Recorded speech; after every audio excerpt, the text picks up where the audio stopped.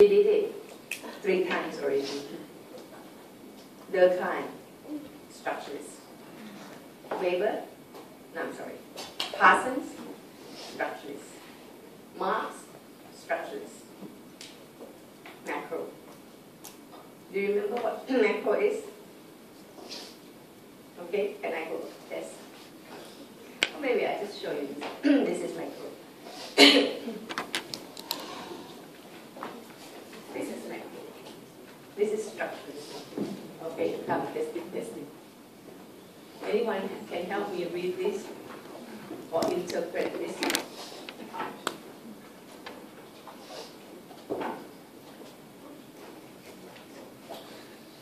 Anyone? Any volunteer? Okay, I know.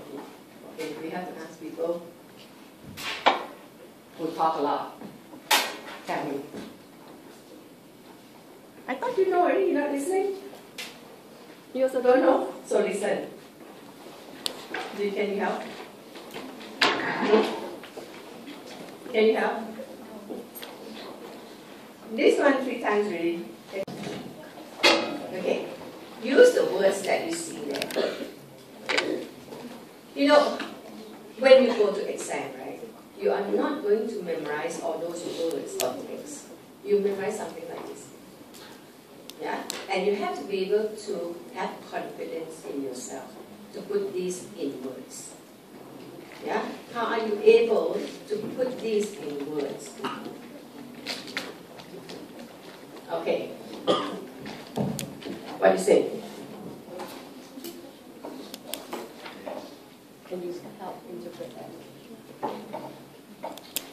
Society consists of individuals, social roles, Okay. and then within the social institution.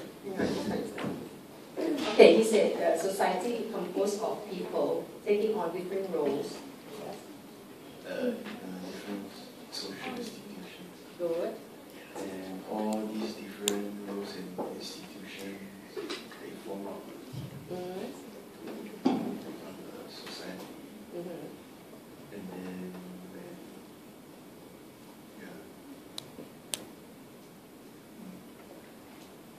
Can you help put the word socialization in there? Socialization is not very sure. Can you help add socialization in there? Socialization. Can. The institution through socialization will create social roles for the individual. Okay, that's very good. Through socialization, the society creates role for the individuals. Yeah? Now, if I were to do this, yeah, I would probably start quite different from what he did. Because he started at these guys. He started with these guys, right? And he said, these guys are the individuals. These guys take on the roles. These roles make up the institution. You know, and then we add, these institutions socialize people into it.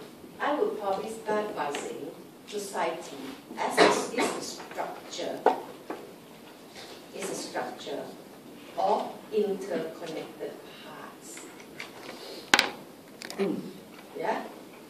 These parts are institutions and roles. The individuals take on the roles. They are socialized into these roles. They are being structured by the society. Yeah? So, they act in the way society expects them to do. And you can continue, therefore, they become the puppet of the society. Yeah, so if they got it right, but if I rephrase it, I'll start by society is a structure, consists of interconnected parts or interconnected social institutions. Within these institutions, there are social roles. The individuals take on these roles by socializing into the expectation attached to these roles. Because of that, they become the puppet of the society.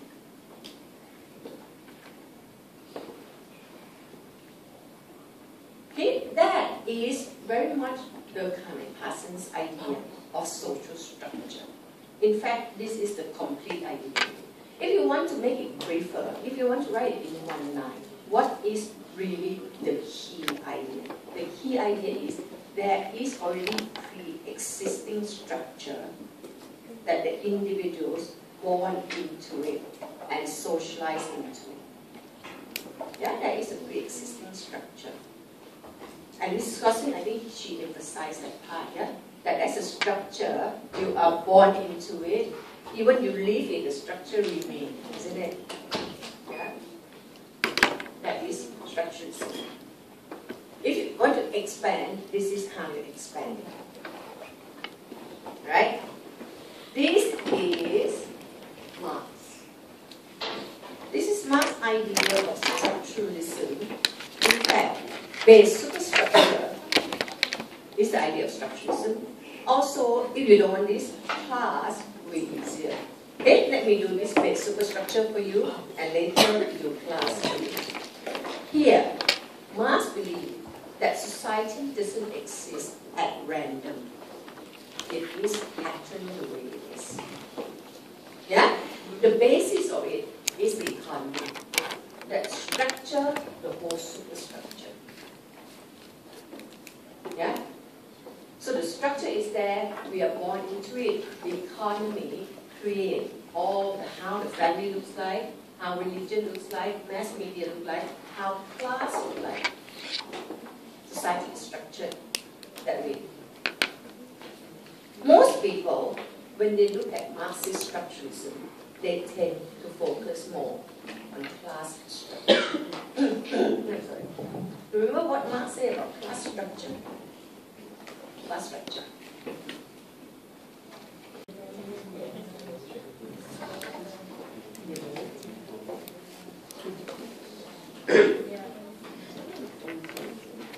Okay, listen here. She said there are two classes, dominant and subordinate. Okay, start off with that. Yeah, there are two classes. And then she continued saying, these two classes are in conflict. Don't say that. We are not talking about conflict theory. We are talking about structuralism. Yeah, so you have to focus on the idea of structure. How else we can do that? We have to get that two classes. What happened to us?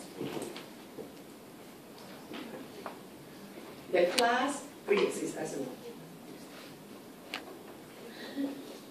Class structure pre-exists us. You make the class or you are born into the class? You are born into the class, right? You die, class there, no? Class still there, even if you are not there, class is still there. So it's a structure that pre-exists you, that is objective, that is rigid, you're born into it. Now, add the word socialization to it.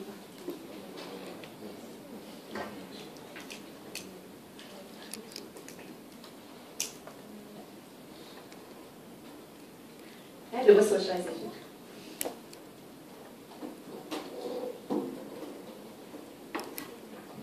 No. When you got, what he said is that you got stuck in your class, right? Yeah? So how do you know how to behave? How do you know the norms and values of your class? You socialize into it. So you are socialized into the class. So something very much like just now, exactly the same idea. Structuralism all say the structure pre-exists us, is objective, you're born into it, it will last until even after you die, and you are socialized into it. That's why it controls you. It's exactly like this one. Yeah? It's exactly. Except that he didn't look at the part and whole. You know? But he does look at the structure, pre-exist us, determine us, control us. Yeah? That was the past few weeks. You guys have supposed to have gone back and studied these, right? I give the assignment, right? On Marx. Did I? MCQ? Yeah? I saw you go and do MCQ. I have uploaded the answer to you. Mainly because we don't have time to go through those institutes, but so many things to do. Okay, now action please. This is very good.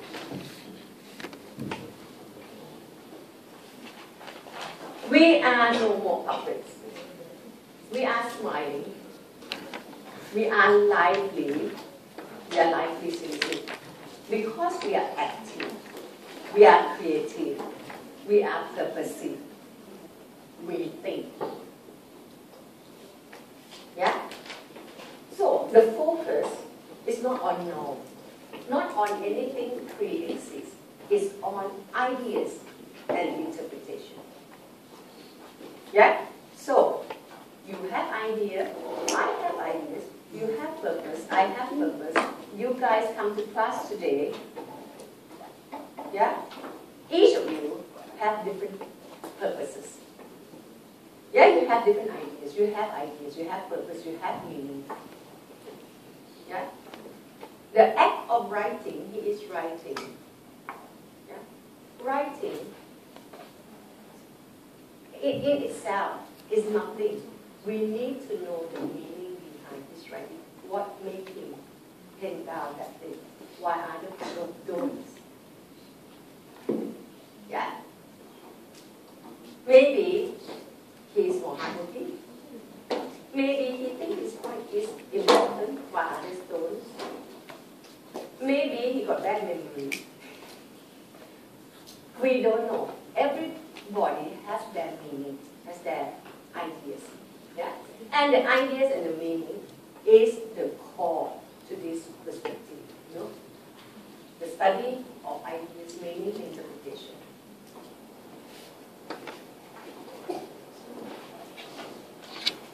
Right? So, we are quite individualistic here, yeah? We have different meanings. However, Weber said, most of the time, in one context, people tend to share the same meaning. So, the sum, the plus, the sum, the aggregate of these meanings is the norm, is the society. That is fluid, not fixed structure, but fluid, ever changing.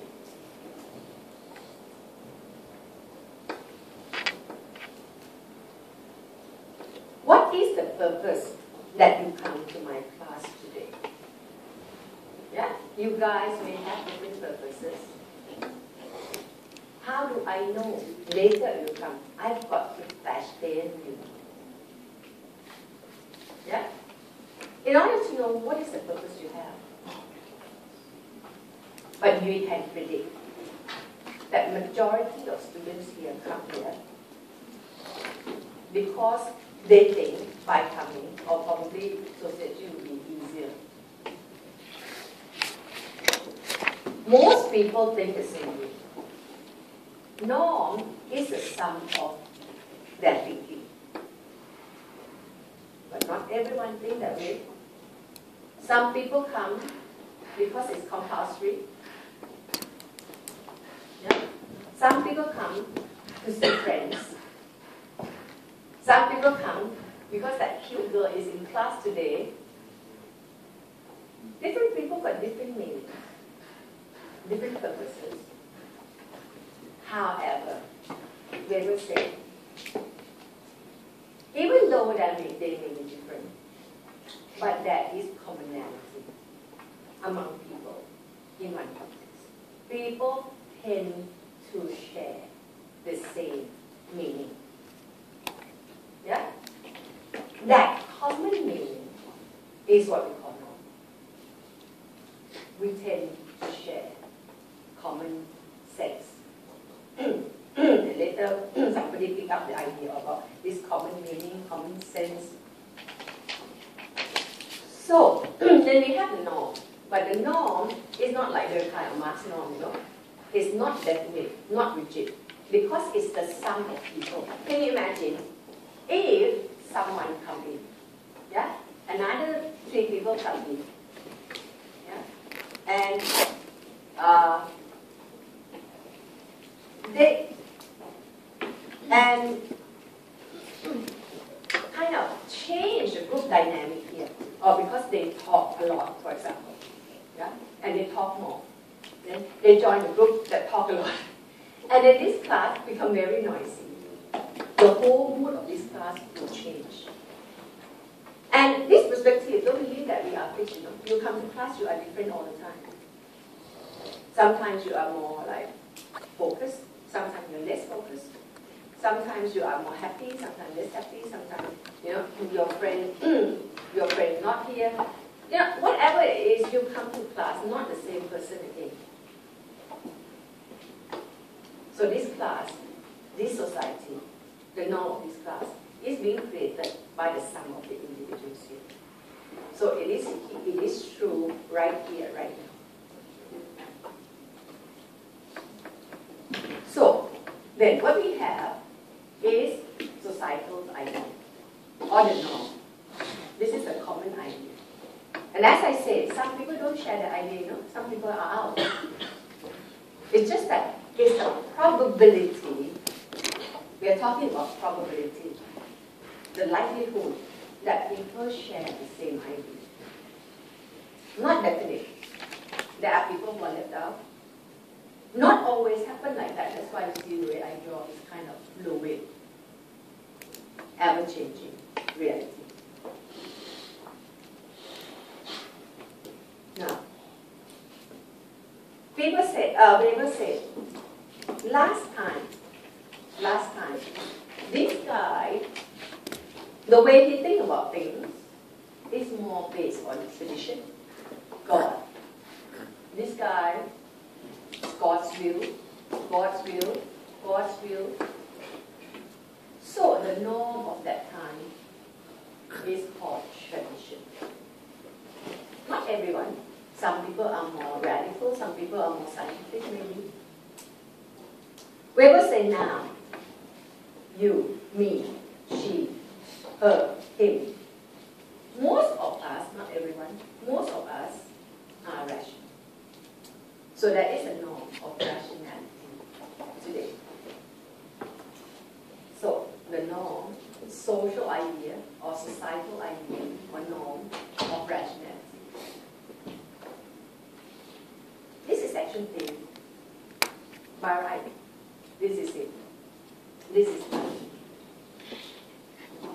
So if you understand this, you can bring this to Wright Weber in 1 or 2 paragraphs.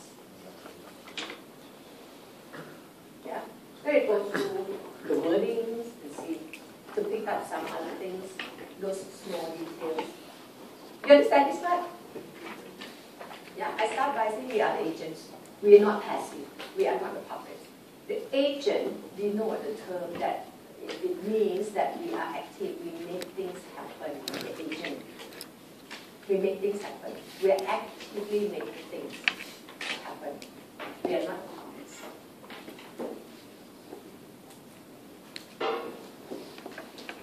This part here sometimes confuses students. So if it does confuse you, forget about it.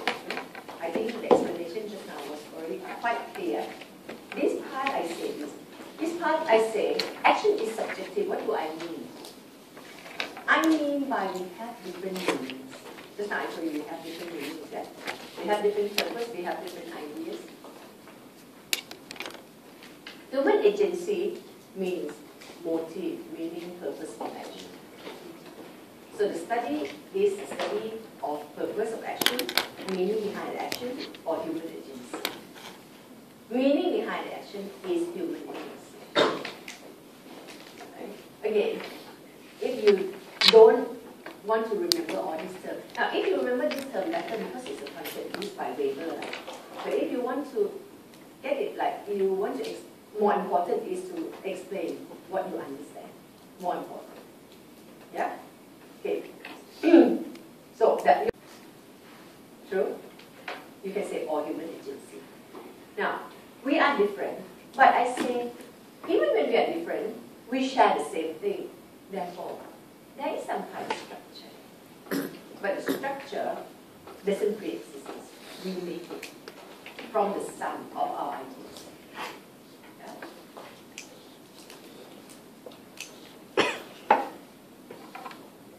But the pattern can only express in terms of probability, not the social facts.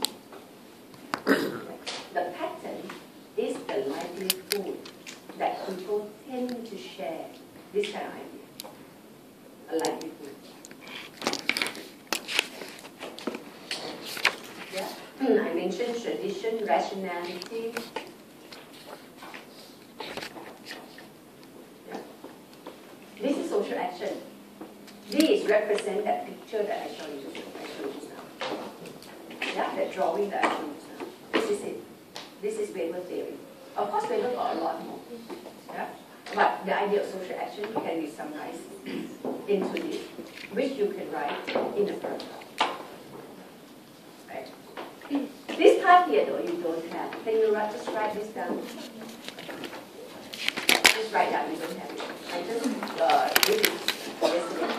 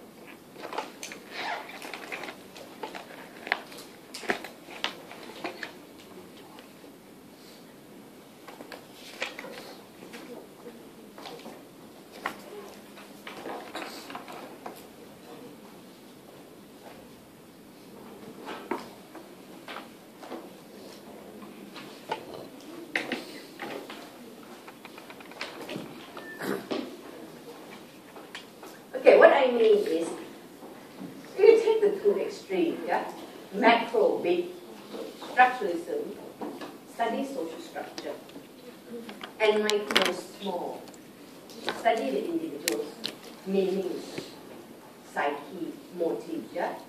Here, the people who are very structuralist or macro, they have the kind of writing. Yeah, these are very structuralist. Yeah. Marx, some people say there's a bit of micro in him, yeah? So there's a humanist interpretation of Marx there. That's why Marx is not together with this one. I place him a little bit towards micro. Weber, I place him towards micro to satisfy your subject guide. When I was in school, when I was studying sociology, Weber was here.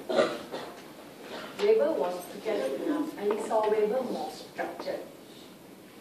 Yeah?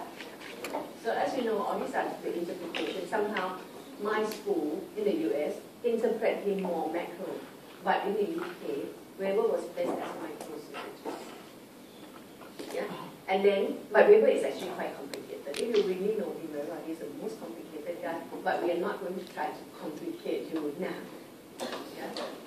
Because in fact, there's macro, micro, there's conflict, consensus, there is materialist ideas, actually very confusing. Okay, never mind, we just follow the subject guide, how they label it. And next week, we are going to do me. You know me, Goffman, you know that, those, yeah? And this whole set.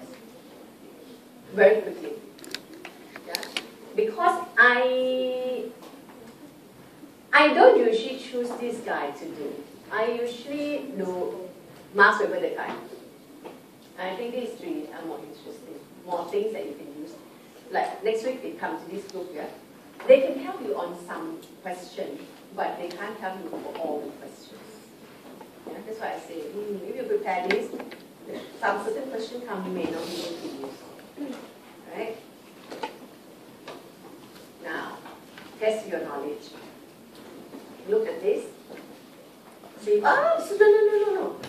You're not sure yet. Will you pass enough? Now, read this, and I'm going to get you to fill this for me.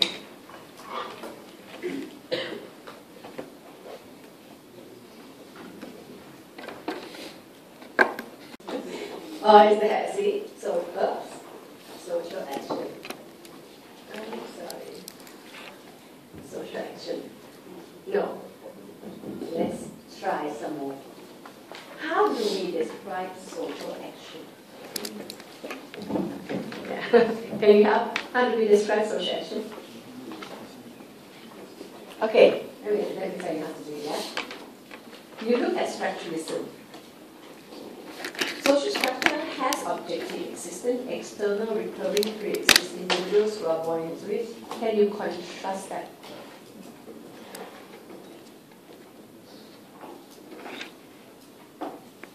Can you help contrast that?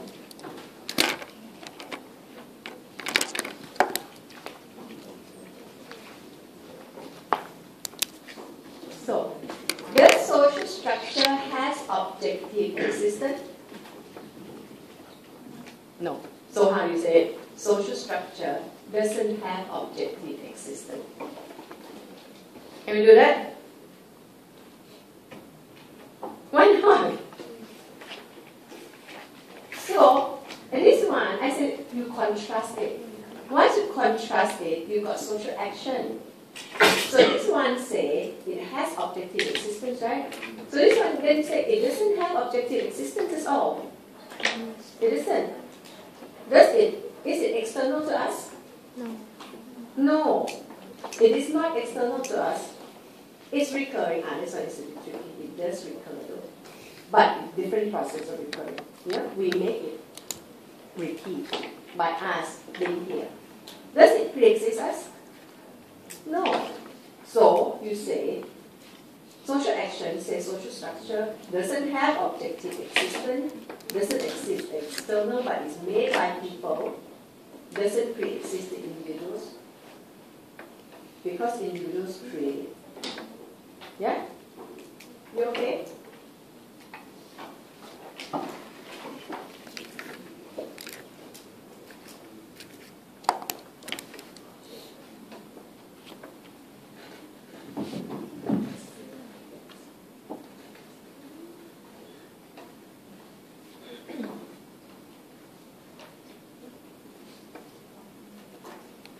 Understand it. And as I said, if you know one side, right, you don't have to write like what I wrote, you know. You can always say social structure doesn't have objective existence or pre-exist the individuals. Rather, it is made by the people who are active, rational, possessive. Yeah? You can do that also. Are you all done? Idealism. Idealism is what is easy. Yeah? Just now I show you my picture, right? My drawing. You see people thinking, that is idealism. Yeah? But it is not about social, like the kind of moral regulation, big norm and all that. It doesn't mean that. It means our individual ideas. Yeah? That is idealism.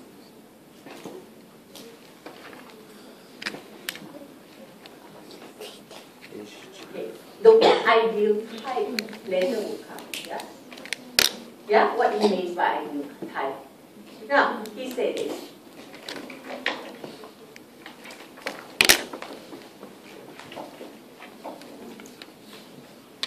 Can you cross down this word? I think it's a bit too strong.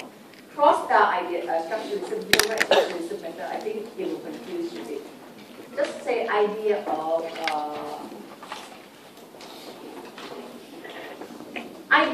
norm. Just put norm there. Norm. Just now we said, we will agree that's norm. But just like norm is not something objective. Doesn't exist us. But we create it. Yeah? By the sum of our ideas. So cross out and write norm. And just now I told you that at one context, people were traditional. Now people are rational. Yeah? That is what it is, you know, in that drawing that I gave you. Now he said this.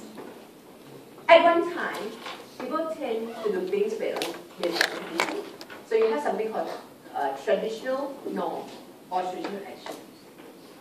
Sometimes majority of people, not everyone, majority of people do things based on feelings and emotions.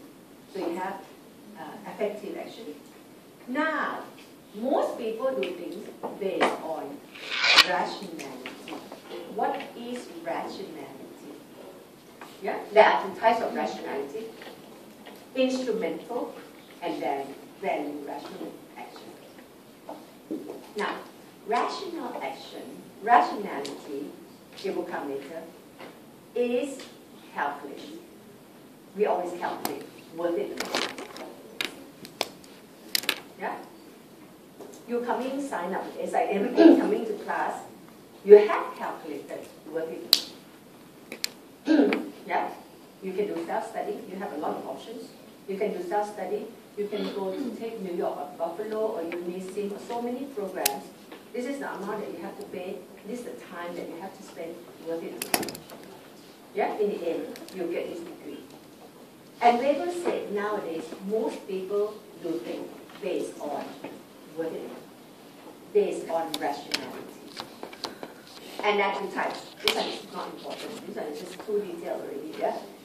This one, worth it or not, do I get material advantage? This is non-material advantage. If I do, he will love me, you know, worth it. Value rational is non-material. Instrumental rational is material. I get the degree. Yeah, I get good job, I get money. These are the calculations based on the end that is material end. Yeah, or material goal. Now, this side here, this one show up in your subject guide, yeah? But this side here, you don't really need it. This side, you don't need it. I'm not so sure why they do it to you. This one simply say, last time if you were traditional, leadership is based on tradition. Traditional leadership like king, queen, and all that, people, we don't ask any question, right? How come this guy is the king? Because traditional established that he is king, right? When people, most people do things because they are emotional or they have feelings, the type of leadership is called charisma. Depends on a charisma of someone. Yeah? That can help them feel good or tap into their feelings. Now, because we think worth it or not, the type of leadership is like the government that we have. We choose them based on calculation. I elect this guy, he will do better than the other guy. He will give me more than what I give him. Yeah? That is the idea of rationality. It's just briefly into this one is more into power, which we are not doing. Yeah? Into something more on bureaucracy. No, you won't use this in your exam. Right? Okay, this is what rationality is. It is really about worth it or not. It is about calculation, demystification, anything superstitious or magical, anything superstitious or something that cannot be explained by reason and logic is not real. We don't believe in superstition anymore. Yeah? Not mystified, not enchanted, anything that is magical. Yeah? We're not interested in that. Yeah? Now we come to know there's no tooth fairy, there's no Santa Claus. Santa Claus doesn't really come to town, you know, that kind of thing. That is enchanted idea. We get rid of all those. We become serious. We become somebody who always calculates. We don't have feeling. We don't care about tradition anymore. That's what Weber said. That is modern people. Modern people are rational people. They calculate. Rationality has to do with calculation. Rationalization is a process. Rationality is a noun. It's a product. Yeah? Rationalization is the process that makes things happen. Socialization is the process of learning. You know? Democratization is the process that people move themselves. You know that kind of. So now you have rationalization, the process that society becoming rational. Okay, later we're going to look at Protestant ethics. Protestant ethics, that is the expression of rationality. Yeah, later I'll show you that Protestant is more rational than Catholicism. You know, Protestant Catholic, yeah? Catholic come first and the Protestant come to Protest. Weber said, look at the idea, look at the definition, look at the way Protestants feel about themselves, much more rational than Catholic. So Protestant is rationality, capitalism is rationality. These are all based on the value of rationality. Bureaucracy is another rational form of organization.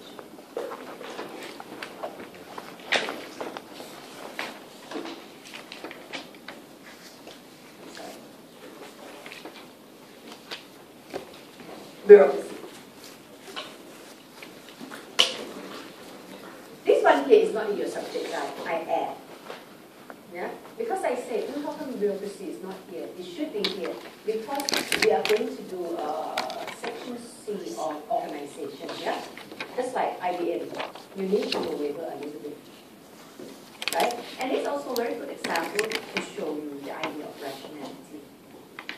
He said bureaucracy is the most rational form. Weber called modernity rational capitalism. Marx called it capitalism. Yeah? Sometimes he called it monopoly capitalism. Durkheim called it organic society. Yeah? You remember? That is modernity during that time. Okay. The most important feature here is bureaucracy or formal organization. In his ideal type, I will just hold it first. He says, what is organization?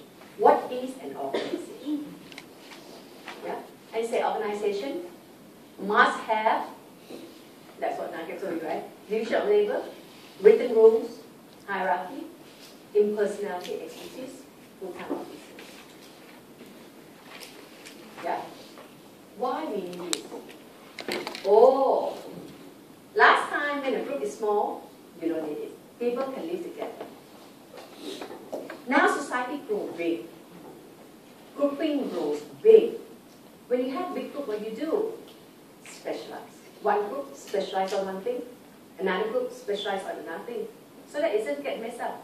And also, the group that can do this thing well, do it all the time, become very specialized on it, expert on it, can do it very well, very effective, very efficient. Yeah? Division of labor is important. Rules. Important or not rules? When a lot of people work together. Yeah. So that it sets the standard for the behavior, what to do. You don't have to guess what you have to do. You just follow the rule. Isn't it true that the hierarchy is important? Yeah? You know who your boss is. You know who you report to directly. You don't have to predict again. This will take away all the uncertainty, in the work life. Yeah? He said this. People working in an organization shouldn't be too close.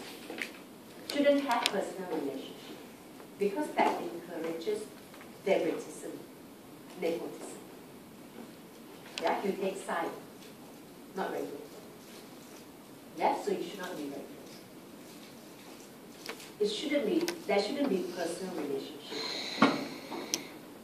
Expertise, isn't it good, to have experts doing things? Full-time officers, full-time commitment. Organization look like this. How come? How come nowadays when people group together as large groups, they create organization like that? Because they're rational. I ask you, worth it or not? Calculate, worth it. We work better if you have specialization, if you have division of labor, you have rules. Last time, when I had my diploma student, and we had tutorial, which is about 15 per class, and so we had a lot of exercise. Every class was exercise.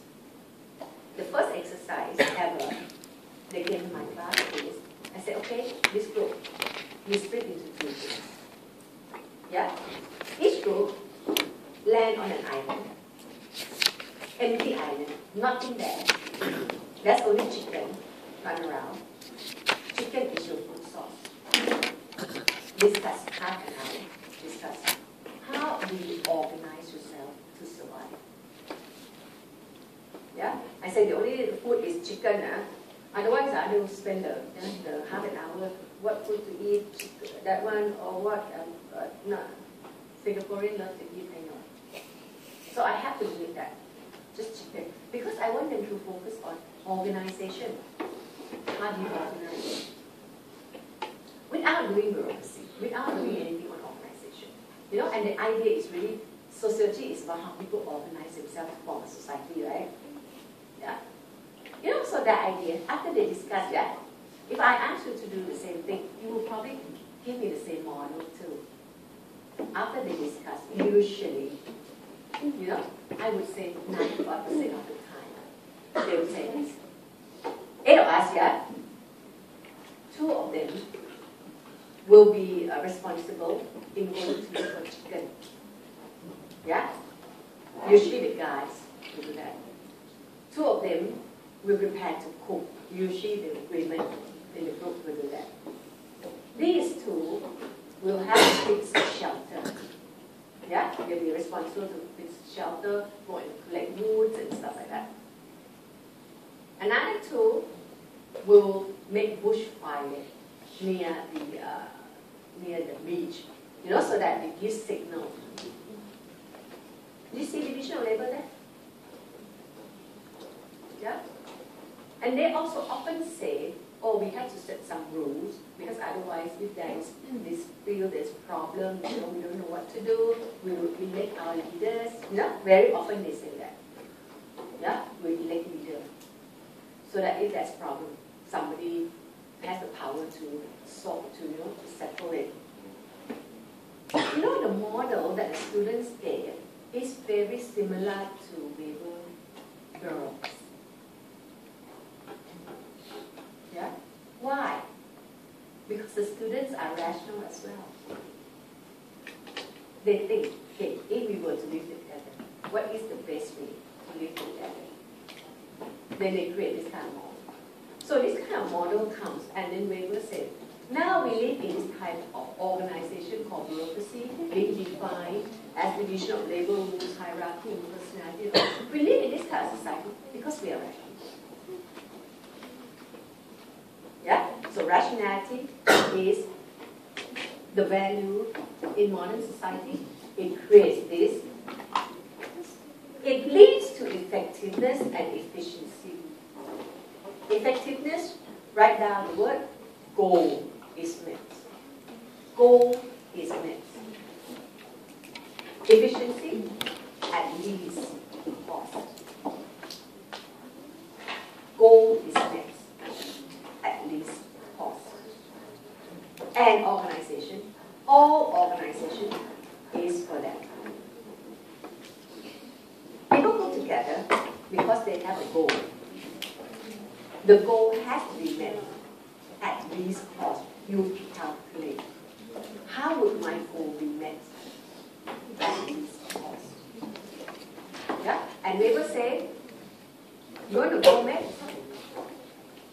You are a company, you are a company very good, Sony company selling all these electronic things.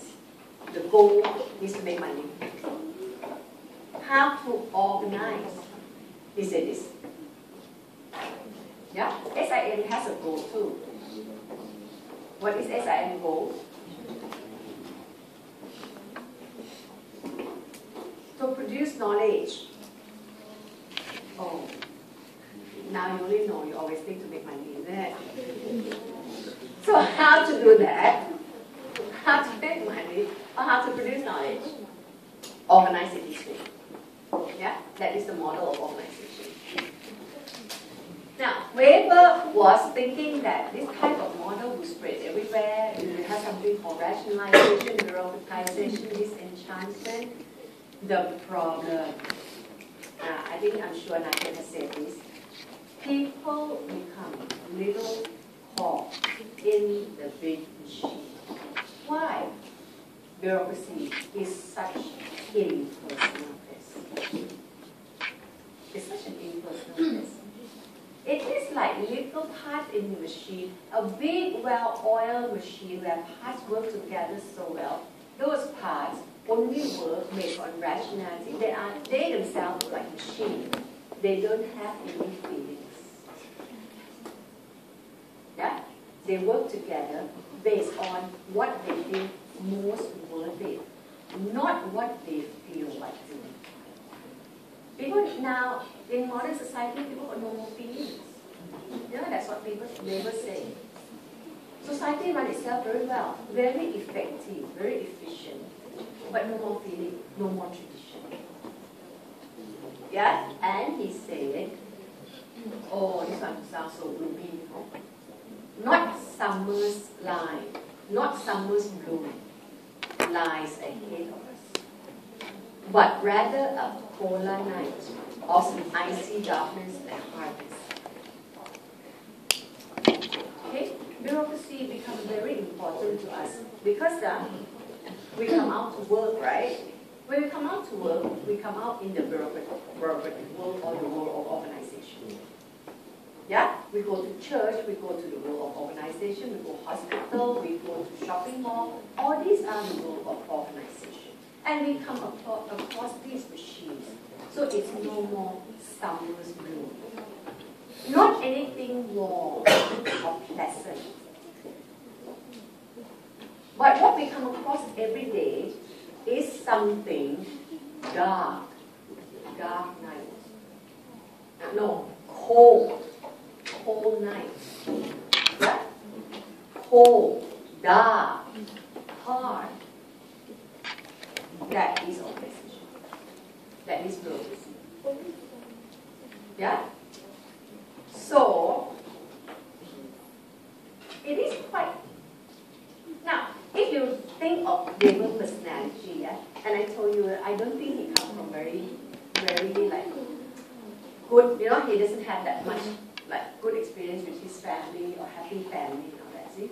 So, looking through his lenses, yeah, it was very pessimistic. Even more pessimistic than Marx. Marx says society was bad. Never mind, don't worry. One day it will be good. One day we are all going to be communists. Yeah? And it will be good. But we were so gloomy. As long as we remain rational, we live in cold, dark, and hard society.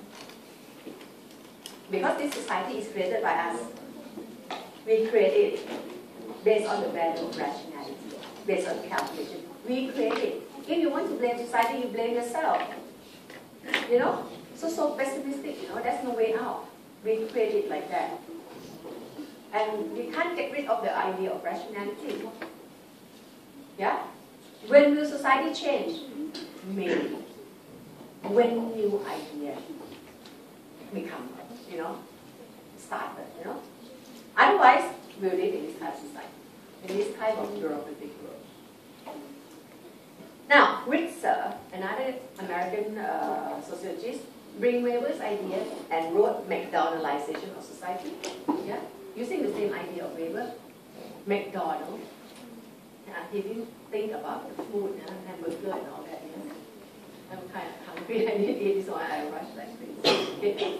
But he was thinking of the type of organization like McDonald's, division of labor, yeah? Rules, hierarchy, and all that. That doesn't give people any chance to learn anything, no creativity in it and all that, you know. So they were talking about dehumanization, de-skilling, lack of creativity in McDonald's. If you're interested, go and read this. It will be coming back again in the section on organization. Okay, now before you leave for the break, you will have to help me with this. Now, okay. What will you write down? Okay, can you help? Can you help? What do you write? Idealism, very good. Focus on, this one focus on moral regulation, focus on economy. Can you write? Idealism, focus on rationality, very good. Yeah? So, a little bit more director, focus on meaning motive. Rationality is one type of meaning of motives or reasons.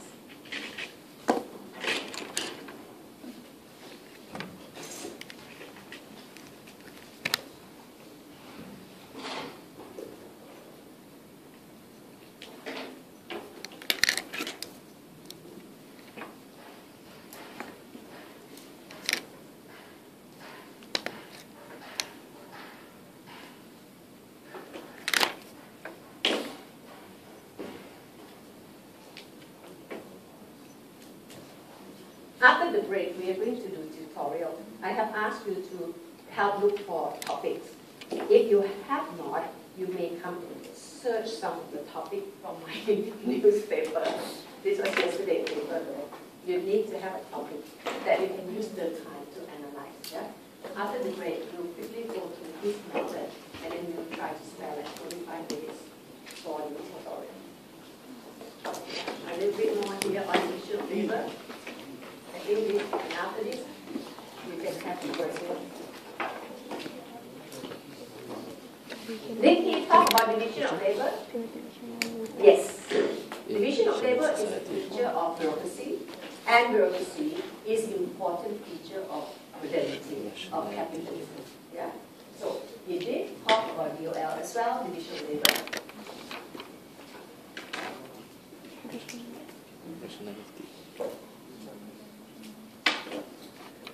So this side, the time says source of better integration. I hope you understand this. And Marx says it's a source of alienation. Yeah, I hope you understand that. We did last week. Here, what did Weber say? Good or bad? Bad. Bad. It's good or bad? Some people say good, is it? Good? Bad? Actually, both good and bad. Good for society, bad for us. Good for society because it leads to efficiency and effectiveness. Good for society, not good for us. Just like Marx, you know, the features in the society are all good for society, but not good for us.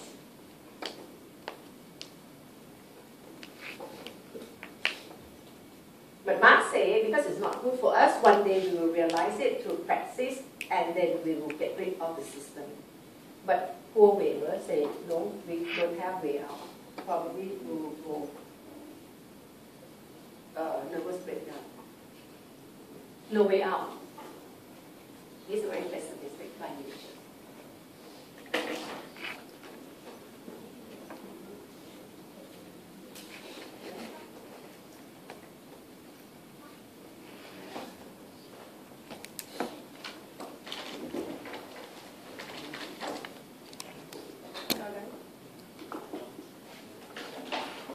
Weber, division of labor and rationalization.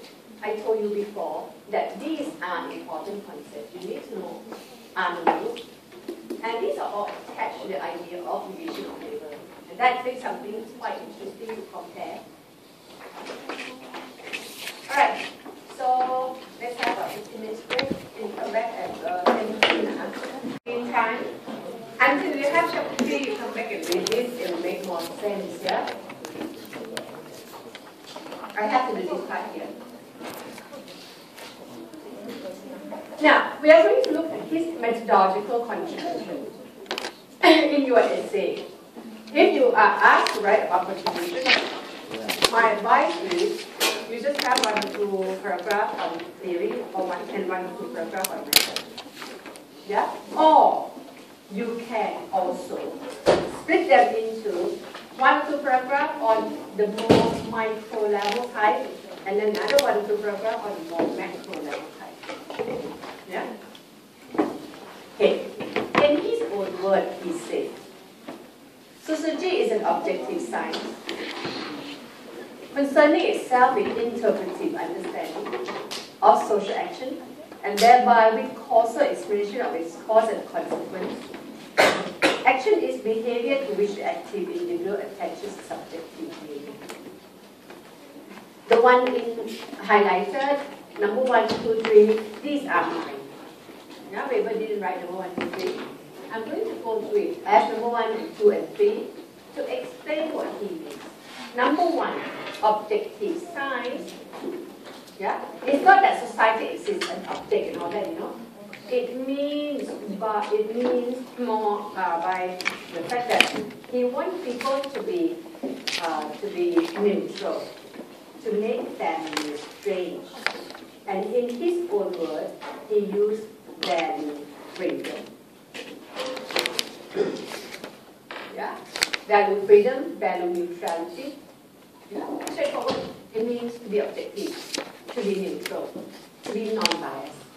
And I say this is direct criticism against Marxist practice this bias. As you know it, Marx was a political activist.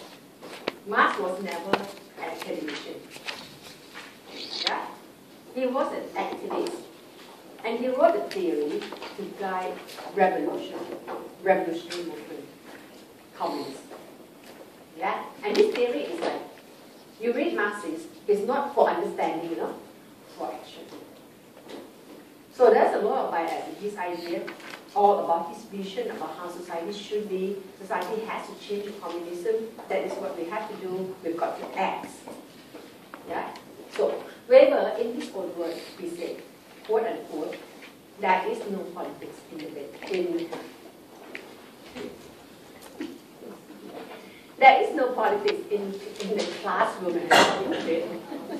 There's no politics in the classroom. That's what he said. So you cannot preach your idea to people, That's what he said. Yeah? So you've got to be no politics, no bias. Not leading people to think, but give them objective knowledge. And that becomes value freedom. Take away one's value, do empirical research, use fashion. Sociology is an objective science, value free. Yeah? Having to do with interpreting, understanding, fashion. Yeah? Later become, I add a little bit of value relevance from Kant just now. I said, oh, can't help it, If you have some value in there, you can't help it. And he agreed with that. Fashion. In order to be value-free, in order to be non-biased, you have to get ideas from them, from people. Fashion. As you know, this is also straightforward. It is about putting yourself in their shoes, or empathetic understanding, or interpretive understanding, some people call it. Yeah? You have to understand how these people interpret the world. You have to empathize them. You have to put yourself in their shoes. Yeah? So that you can get rid of your values. Because you take on their values, you can be objective.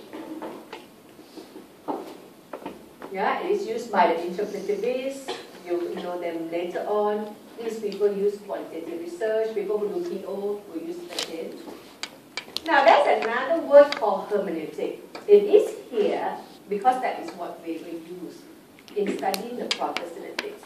Hermeneutic is textual analysis. It's the same thing. Except that this is more specialized branch of textual analysis. It is the interpretation of Bible. Yeah, they use it to interpret the Bible, which has a lot of different meanings in there. The art of interpreting Bible is hermeneutic. Yeah, but if you want to compare with all the methods that we have, we call it textual analysis. Yeah, but if you use the word hermeneutic, probably you can impress a bit more. Yeah. So there were three things there. Number 1, 2, 3. Number 1, objective, value-free. Number 2, interpretive understanding of fashion. Number 3, causal explanation. This one is also straightforward. It's about what causes capitalism.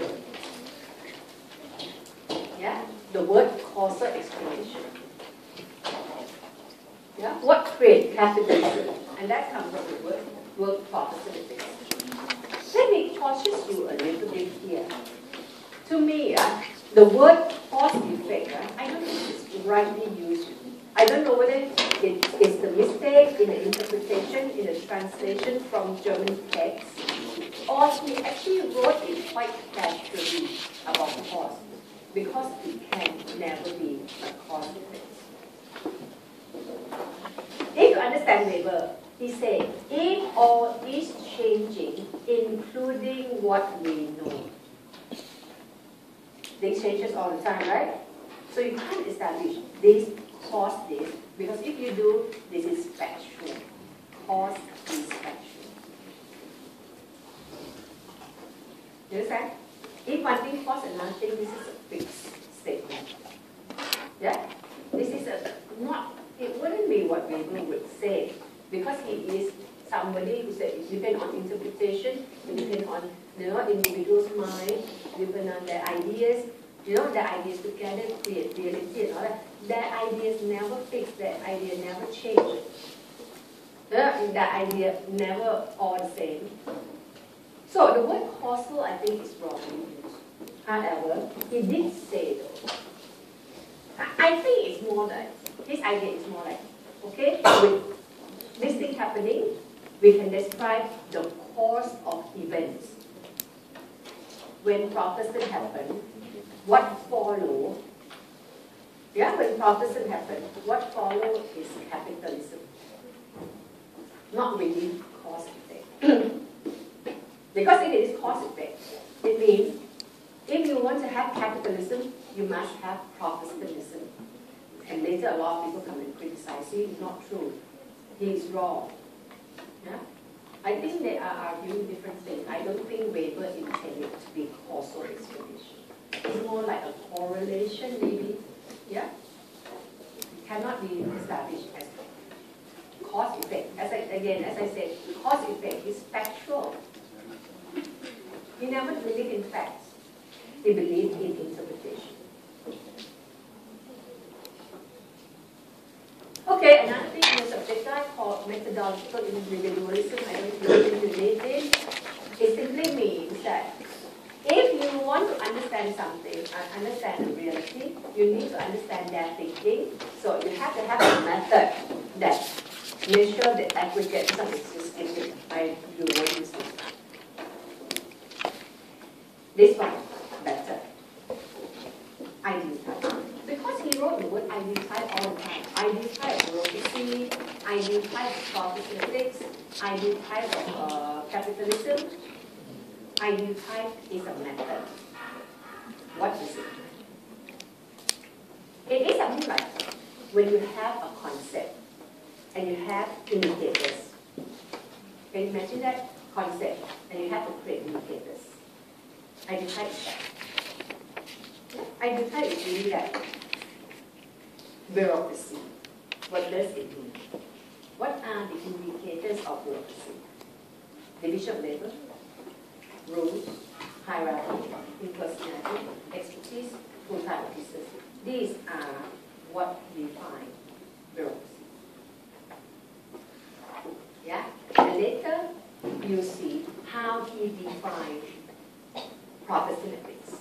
Yeah? Protestant ethics. This worldly asceticism and all that, you see that later on. How he defined capitalism, later you see. Before he did his research, he always did this. This is a concept, indicators. But he doesn't call it concept indicators. He called it an ideal type. Because he said the indicators has to be complete type. You have to get all as ideal as possible. So ideal, why do you have to have that? You have to have this so that you can go out and compare and trust the real events. For example, if you have, this is bureaucracy. Bureaucracy means this. You can go out and say, this class, organization here, bureaucratic one. Yeah? You can compare and contrast against this. But this type is complete type, not an average type. So he said, if you bring this to compare, they won't match all the categories. It doesn't matter. We are not talking about they are bureaucratic or not. We are talking about they are more or less bureaucratic. Yeah? It's not an average type. That's why he called it an ideal type. It's too ideal to have any organization that match with all these 100%. Yeah? Protestant. Yeah? Protestant ethics. These are the categories. It's not right. You have to have it all to be a Protestant. It doesn't. Some people are more religious, some people less religious. Yeah? If you match more of this category, you are more Protestant than less. Yeah? Say, we create the ideal type of capitalism. This is complete type. This is an ideal type.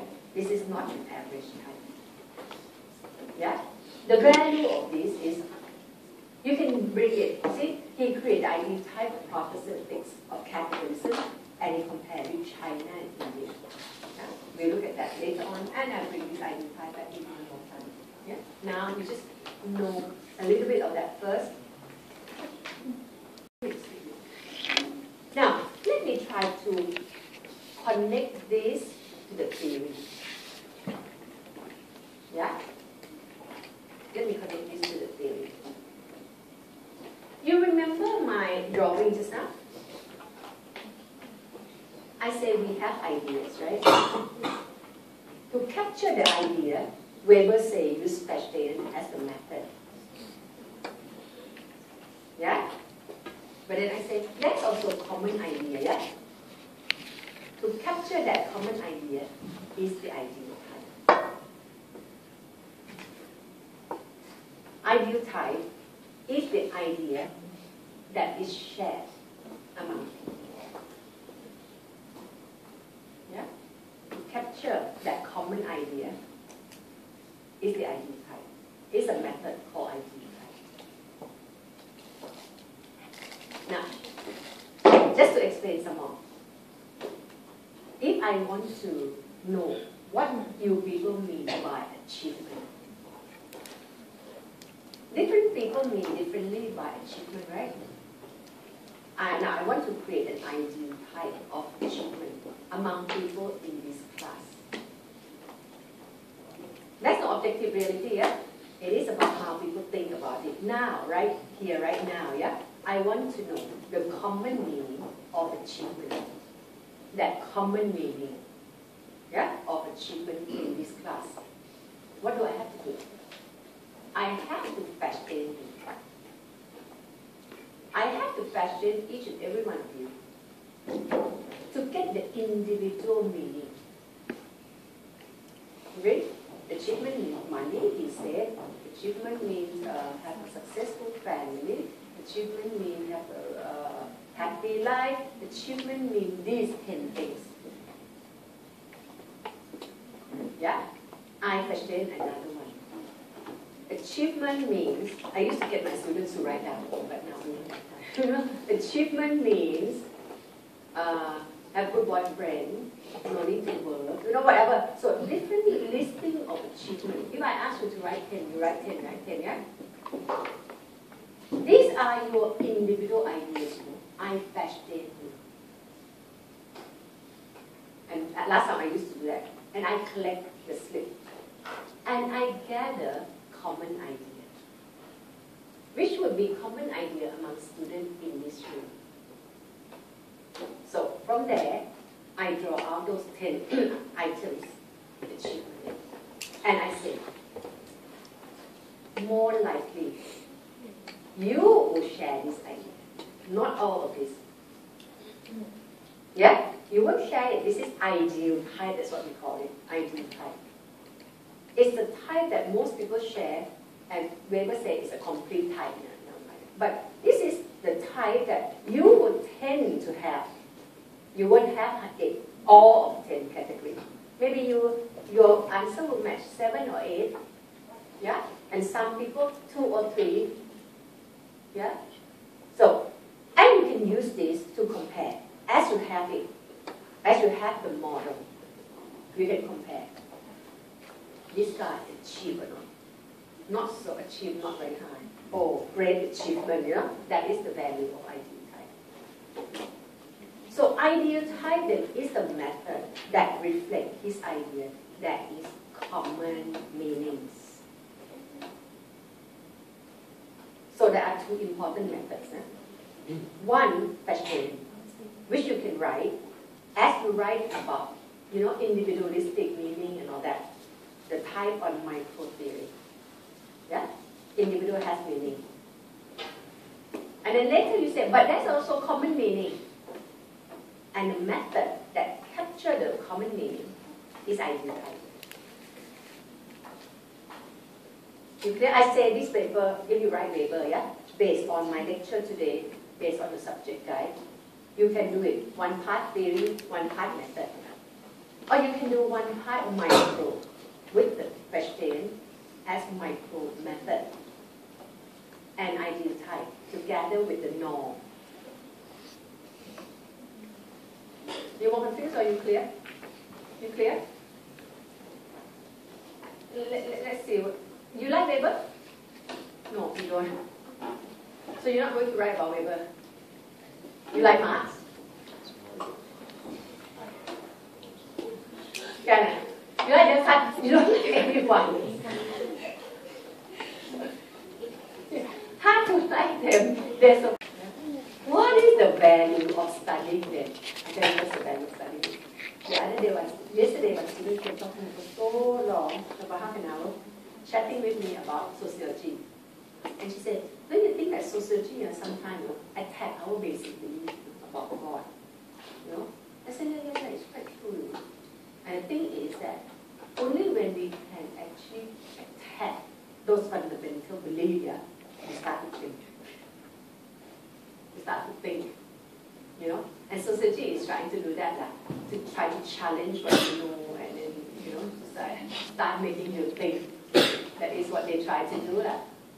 You know? So different people got different ways to try to, you know, to get you to think, but maybe you didn't tap onto like fundamental enough. Yeah? Those study of religion, some people who are religious start thinking. No, you say there's no God is never, people start thinking. Last time with my boy, first year in college, he had this course, which is very interesting. The title is Follow Historical Jesus. We are Christian, you know. And he said, wow, Mom, when I studied this one, really, I'm very confused. You know, it's really attacked my faith. You know, because it says, oh, the thing in the Bible, you cannot believe, you know. You see, if you're Christian, Bible talk about how Jesus, before Jesus was crucified, there was question, Pontius Pilate questioned him, he answered like that, and then he said, people questioned that and said, how do people know? Because the questioning, nobody hear it, and no disciple of Jesus was there. How do you know that that's question answer like that? I said, oh yeah, it's true. You know. How do you know? So it kind of, you know, attacked his belief. So he was talking with us. So society is something like that too. Try to attack some of your belief, but not deep enough to wake you up and start thinking. So then you have Marx Weber the time, all these ideas coming to challenge something, you know, make you think differently, different perspective, give you different ideas. Okay, now get back to Weber. Ideal type is then, okay, maybe I should have given you this one. This one kind of confused you a little bit more. Can I read with you? Yeah, of course that original writing is sometimes quite hard to understand. You know? He said, the chance that in specific context, human subjects will orient their behavior to certain norms. That you understand, right? Sometimes we are more traditional, sometimes we are more rational. So that a given observable event, one event that we can see, you know what he means by this? He means the Protestant ethics. You write that down. So that the Protestant ethics will be followed or accompanied by another event called capitalism.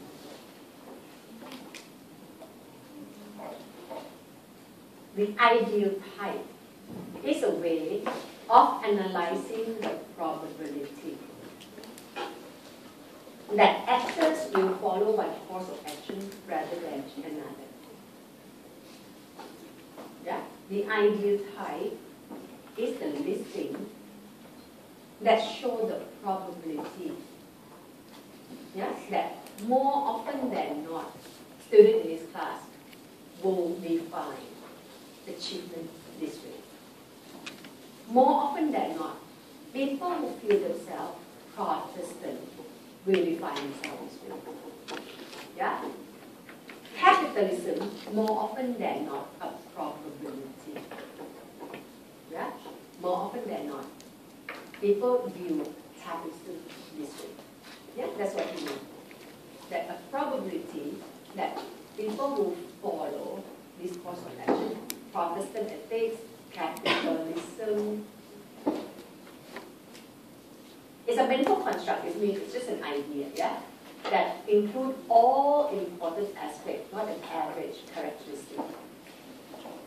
Ideal doesn't mean the best, it means an exaggeration of reality. Because it's two complete types, it's not an average type. Okay, and I mentioned to you, to get an ideal type, you need to fashion people first, and then from fashioning people, create a common idea. It becomes an objective model against which an actual empirical event can be compared. Right, that's not too much. Now, this is what I mean. Now, I'm giving you the indicators of Protestant ethics and spirit of capitalism, or in other words, the ideal type. He said, by him, he fashioned who?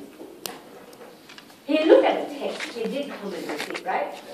He used the biography of Benjamin Franklin, and he tried to understand people in the text. Yeah? What these people mean by being Protestant? What these people mean by being capitalists? He fashioned people in the text that is called hermeneutic. Based on the understanding how these people feel, he created a common meaning of the Protestant ethics. Common meaning of capitalism. Yeah? He said, so these are the indicators.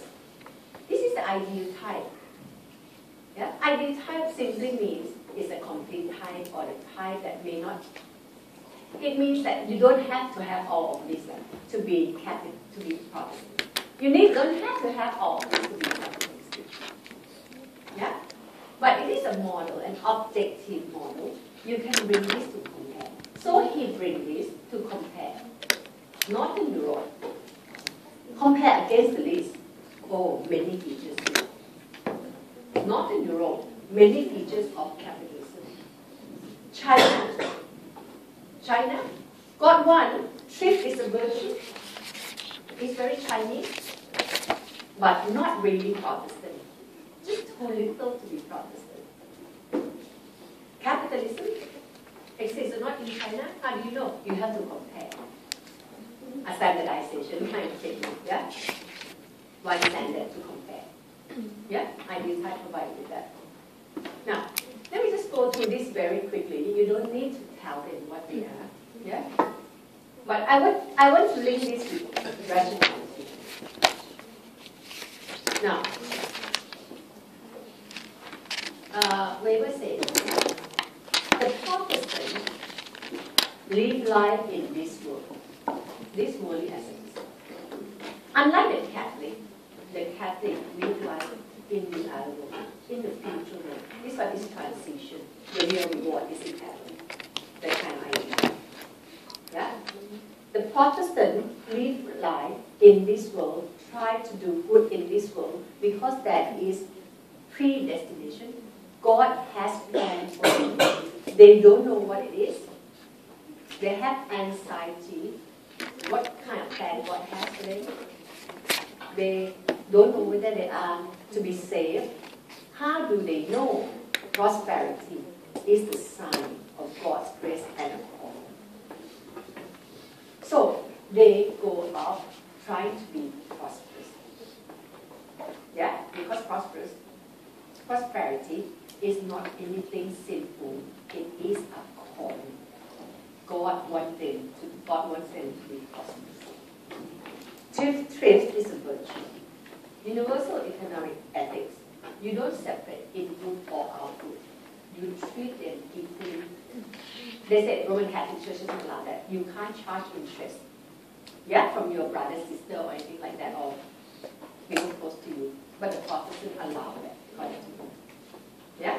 You treat input, output to be the same. Now, ideal type of capitalism, money make more money. Yeah? Capital to make more capital. Use technology rationally, free labor, mobile, free market, and these are all self-explanatory. Yeah? Share market. no double standard. Same thing, no double standard. When you have any economic activity, accountable law. Yeah? Worth it or not? If you want to have economic activity, worth it or not, to have capital made on capital, to have free labor, free markets, this accountable law, worth it or not? That is rational. He's saying we have capitalism because modern people are rational. Yeah? Catholicism turned into Protestantism because people are rational. This type of religion to him is more rational than the Catholic. Yeah? A lot of irrational elements in Catholicism. Yeah? You can commit sin. Huh?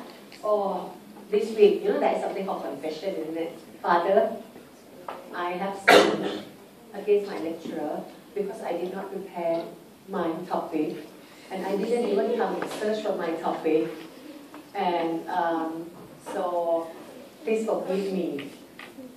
Yeah? Then Father then said, child, your sin is forgiven. Go in peace, sin no more. Done. Protestant don't have that kind of thing. Sin, you can't commit sin. No confession. No. Because next week come again. Father, I still screw up again this week. You know how irrational is that? According to Weber, there are a lot of irrational elements in there. You know, for example, live life in other world. That is another thing called otherworldly asceticism. No. Protestant live life. No, you know, Protestant people are very successful.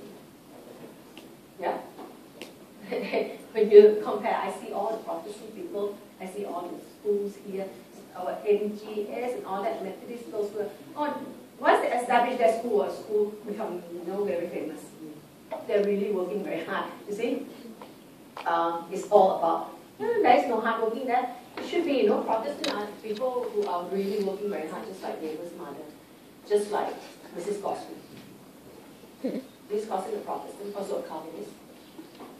And she retired, and she told me, how hard it is, man. Life after retirement, like another divorce. She's also divorced. Right? Like another divorce, very hard to adjust. I said, what's wrong with you? Everybody wants to retire. I said, cannot now, maybe I'm a communist. But she really worked very hard. She can really work very hard. If you don't know anything, contact her. She's very helpful to students. Ask her for her email. Write to her. Send her an essay to mark what she did. She's so free now. She wants to have more world. She's a Calvinist. So Calvinists live life in this world. So according to Weber, very rational system. So you have two sets of rational ideas. That's why they support each other. That's why you have Protestant ethics. You have Protestant ethics. You have capitalism. There is something called elective affinity. They support each other. They love each other. Yeah. They tie each other very well. Okay? And he compared China and India. Remember that? Use ID type, he compared China. So you don't have, very few things. So he comes to conclude, Northern Europe, he compared against the ID type. Yeah, got this. China, don't have this. Just one item there, not good enough. So the absence of this, the absence of this. The presence of this in Europe, the presence of this. Okay, and I'm done. I still have to do the criticism a little bit. You mean the individual in BLT? Okay. Weber say that it's macro, that's micro. In fact, yeah, that's macro, that's micro. But I told you that your syllabus is macro. It is micro. My syllabus last time was macro. No, doesn't matter for that part, yeah. But symbolic interactions, which will come next week, says Weber take it for granted that once you have the idea, once we have the idea, it becomes common idea. That's why you just take it for granted kind of thing, you know? They said, how these ideas think? How do we create society together? Weber forgot the process, and later it becomes the process of interaction. Yeah, which will come next week. So this week will come to know this much better. Yeah? Okay. The structuralists say Weber theory is no good because cannot generalize. Ideographic theory is true right here, right now, yeah? Can't generalize what's true, what's the use of this kind of thing. Third, this idea that you need Protestant ethics when you have capitalism has been attacked. Yeah, that is his historical inaccuracy due to false relationship between the two, because Protestant ethics may not lead to capitalism. Yeah, doesn't have that relationship. Capitalism doesn't need Protestant ethics. China is not Protestant. Today, very capitalistic. Yeah, Singapore, not Protestant, also capitalistic. Yeah, and many countries that are Protestant are not capitalistic. So there's no relationship between the two. Yeah. Again, I questioned just now that this is actually valid criticism, because Weber has never said you need to be Protestant to be capitalistic. What he said was, before his time, what he saw is that during his time, that place, yeah, the existence of Protestantism has led to capitalism. Yeah, I think that's what he said. So we can argue either way, but that is the principle. Now, I don't have time to show you the DVD. I'll try to do it next week, otherwise you have to do it. On Marx and Weber. Yeah, if you want to listen to Marx and Weber, go and borrow this tape and watch it yourself. I'm not going to show you this, I don't have time. And now we've got 40 minutes left. Not very much. We are going to spend these last 40 minutes. And maybe you can extend a little bit more. How's that? Buy one, get one free, don't you like that? Can I split you into groups? And you discuss.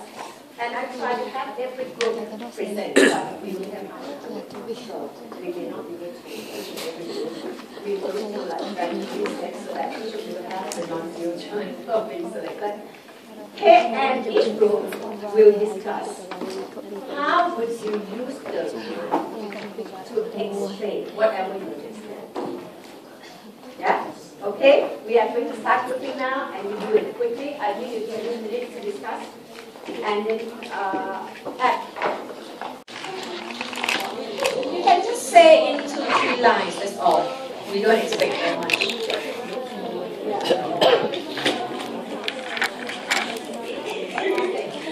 Stand up as well. You know, to stand up, they all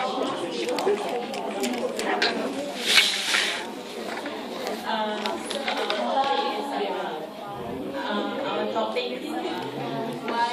Okay, now stop discussion. You got to listen to her. Why homosexuality is on the rise.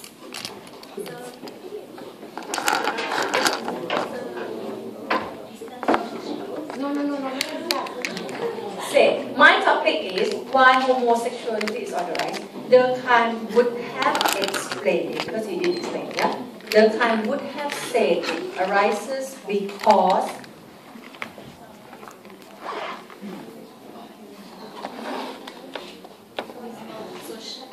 because of social institution and we need a sense of belonging to the group.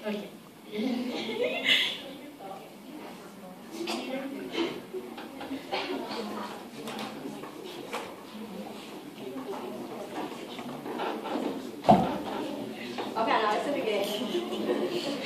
According to Durkheim, is that for those people who are gay or they are homosexual, they are usually not accepted by the society. So what they do is, in order to have a sense of belonging, they started to gather up to form into a group. And after that, they started to form a group where they are able to express themselves in the group for the sense of belonging, which is part of social integration. So as the time passes, more and more people will join the group. Like, oh, I found a group, and then I can have a sense of belonging in the group simply because I'm gay. So they started to feel more confident, and then more people join the group. So it seems like the homosexuality is on a rise, but actually it's just people are expressing themselves more and being more confident in the little group that they have created in the society. Does it sound okay? Okay, give it a big clap. Yeah, so the homosexuality is not on the rise, but you just see the group bigger because people need sense of belonging. Once a group is formed and people find that they could belong to this group and it helped them to integrate, they could actually also include that as they're in the group, they socialize and they learn the value that have become moral regulation. Yeah? They reinforce each other the idea of gay, and that's why not very gay also now become really gay actually. Because they reinforce each other's value. Okay. Anyone else would like to? Okay, now what about this group?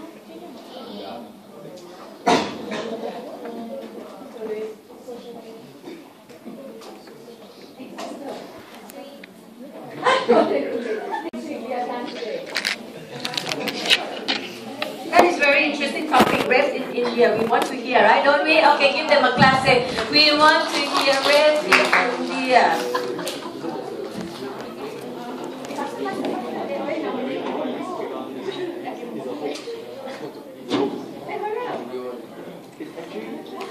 Come on, yeah, we can do you guys do something.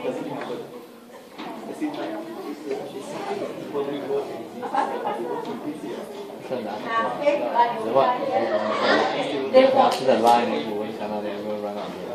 I think fake Okay, the guy will tell you about it. Our topic is rapes in India. Okay, I start for them. Now, rape in India is on the rise. It's on the news. Not that it's on the rise. It's on the news. People now publish it. People talk about it. Okay, now, according to the Straits Times, it shows blah blah blah blah. Yeah, according to the Straits Times of April 2014 report, rape case in India. That is what you write in your exam. Durkheim would have said it happened because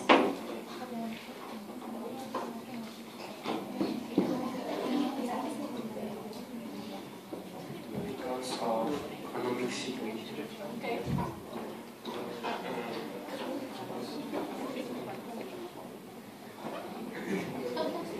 How? People get richer, they rape, or people get poorer, they rape, or rape what? Because there is no economic satisfaction, so they tend to look for sexual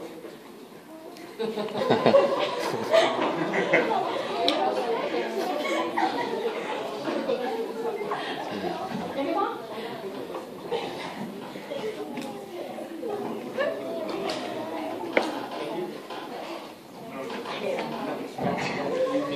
That one now. If I ask them to do Marx, that is correct. You can hear he become Marx. I asked him to be Durkheim, but he turned himself to Marx. So you like Marx, is it? Marx would have said that, you know, because people don't have economic satisfaction and they look for it. So they're so Marxist and so correct Marxist. You know? But in Durkheim, you have to have the idea that rape function to integrate people. Now, not totally, to integrate people. No, don't misinterpret my word. See? No. You see, now a lot of people talk about it, right? Yeah? A lot of people who have common ideas talk about it, right? Yeah? It's in the media, it's in social media, it's in TV, everybody talking about it. That is how it functions to integrate people of like mind. Yeah? You see people put their ideas together. Yeah? That is what they should do about rape. Now, so they haven't really achieved. You guys don't know the time yet, so better go and study the time more. Okay. What else would like to do? Yeah, we have to exceed the time is your fault. Yeah? Don't blame me if it's bad.